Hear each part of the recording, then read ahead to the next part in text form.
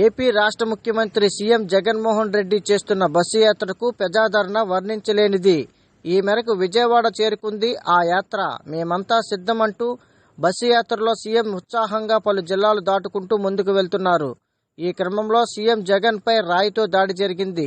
బస్సుపై నుంచి సీఎం జగన్ ప్రజలకు అభివాదం చేస్తున్నప్పుడు ఈ దాడి జరిగినట్లు సమాచారం. అత్యంత వేగంగా సీఎం జగన్ కన్నుబొమ్మకు తాకింది అగంతకుడు విసిరిన ఓ రాయి. ఆ రాయి తగలడంతో సీఎం జగన్ ఎడమ కంటికి కనుబొమ్మకి గాయం తగిలింది.